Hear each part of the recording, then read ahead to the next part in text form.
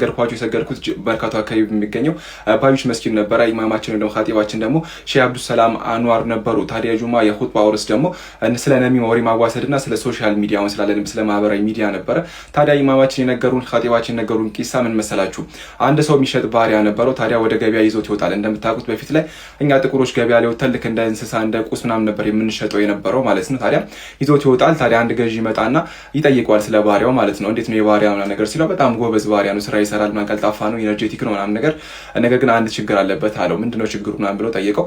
ችግሩ ወሬ ያዋስዳል፣ በዚህ እንግዲህ ሰዎችን ያጣላል ሲለው ገዢ ደግሞ አይ እንኳን ከሆነ ኖርማል ነው፣ እንኳን ከሆነ እንኳን ኖርማል ነው ምናምን ነገር ብሎ ገዝቶ ምናምን ነገር ወደ ቤት ይዞት ይሄዳል ማለት ነው።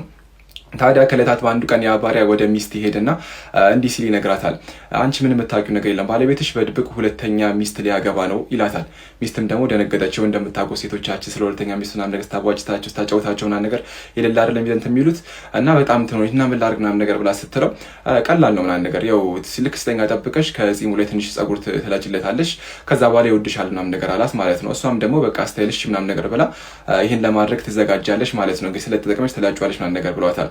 ከዛ ወደ ባል ደግሞ ይሄ ባሪያ ይሄድና ባልን አንተ የምታውቀው ነገር የለም፣ ባለቤት ማታ በተኛህበት ልታርድህ ተዘጋጅታለች፣ ስለዚህ እየጠበቀችህ ነው ምናምን ነገር ይለዋል ማለት ነው። ባልም ምናምን ነገር ብሎ እሺ ለማንኛውም ዘጋጃለሁ ምናምን ነገር በሚለው ሄደ ማለት ነው። ባልም ማታ ላይ እንግዲህ በተዘጋጅቶ እንደመተኛት ነገር ሲል ሚስት ያን ነገር ልታድርግ ጠጋ ስትል ባል የፈጠነ የለም ጣራጋት ገደላት ማለት ነው።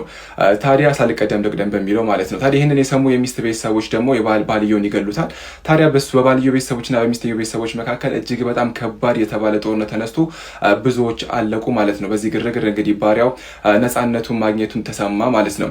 እና ኢማማችን ይህንን ታሪክ የተናገሩት በምክንያት ነበረ። ሶሻል ሚዲያ በአሁኑ ሰዓት ወሬ የሚዋሰድበት ትልቁ መድረክ ሆኗል። ሰዎች ሙስሊም ወንድሙ ጋር በመዝሀብ በተለያዩ አጀንዳዎች ለማጣላት እርስ በርስ ለማቃረን ብዙ ነገሮች ይደረጋሉና ሁላችንም ሼር ላይክ ሪፖስት ምናምን ነገር እያደረግን እንደዚህ አይነት ነገሮችን አናድርስ እናጣራ።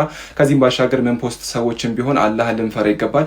ወሬ ማዋሰድ እጅግ በጣም ከባድ ወንጀል ነው የሚል መልእክት ነው ኢማማችን ያስተላለፉት። እጅግ በጣም የሚገርም ወቅቱን የጠበቀ እጅግ በጣም ምርጥ የተባለ ኹጥባ ነው የኹጥባ መልእክት ነበረ ያስተላለፉት ማለት ነው።